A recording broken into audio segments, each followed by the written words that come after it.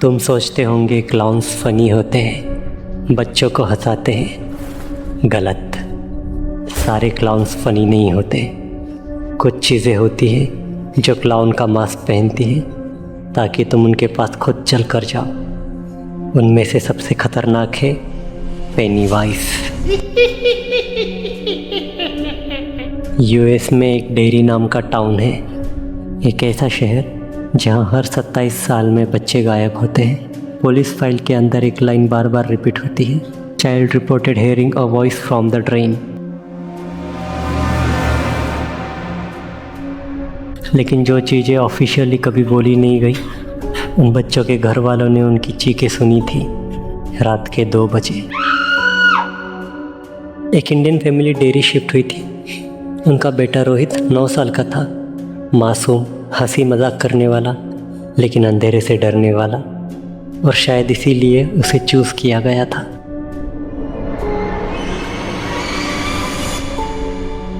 एक रात तेज़ बारिश हो रही थी।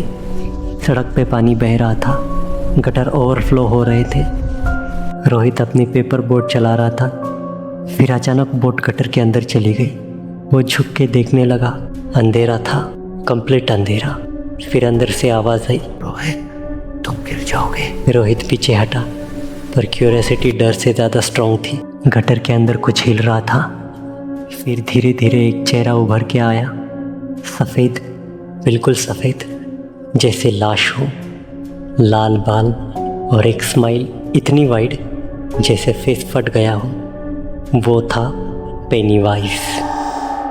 पेनीवाइज ने अटैक नहीं किया, उसने रोहित से प्यार से बात की। तुम्हारी बोट यहाँ है, मैं तुम्हें और भी दे सकता हूँ, चॉकलेट, बैलून्स, गेम्स। जैसे ही रोहित थोड़ा और पास गए, तभी कुछ इनविजिबल फोर्स ने मानो उसे पकड़ लिया हो। उसकी बॉडी अपने आप आगे खिसकने लगी। रोहित चीखता है, लेकिन एक झटके में रोहित पूरा का पूरा गटर के अंदर खींच लिया जाता है। रोहित ज़मीन पर जोर से गिरता है, लेकिन ये कोई नॉर्मल गटर नहीं था। वो जगह इतनी बड़ी थी जैसे एक पूरा अंडरग्राउंड रूम हो। दीवारों पर चिपचिपा पानी और हर तरफ से हल्की सी फुसफुसाहट। यहाँ आ जाओ, तुम भी हम जैसे हो जाओगे, तुम हमारे साथ रहोगे। रोहित ने देखा, उसके सामने 2 बच्चे बैठे हैं। वो मुस्कुरा रहे थे, लेकिन उनकी आंखें पूरी सफ़ेद थी और उनके मुंह से धीरे धीरे खून टपक रहा था। एक बच्चा रोहित को देखता है और वो बोलता है, यहाँ से निकल जा, वरना तू भी।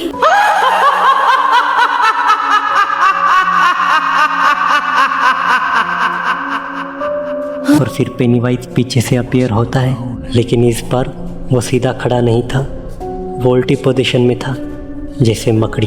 उसके हाथ और पैर दीवारों पर चिपके हुए थे, सीधा रोहित की तरफ देख रहा था। जैसे ही वो बच्चा रोहित को फोन करने लगा, पेनीवाइज ने अपने हाथ से उस बच्चे को पकड़ लिया और फिर एक ही झटके में उसे बहुत दूर फेंक दिया। रोहित हिल नहीं पा रहा था, उसकी सांसें तेज़ हो गई, आंखों से आंसू निकलने लगे, लेकिन आवाज़ निकल नहीं रही थी। पेनीवाइज धीरे धीरे रोहित के पास आता है।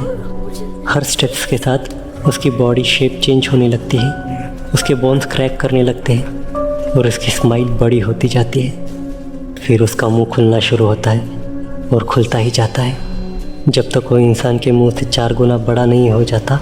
उसके अंदर 100 से ज़्यादा दांत जो हिल रहे थे जैसे जिंदा हो, और बीच में एंडलेस डार्कनेस।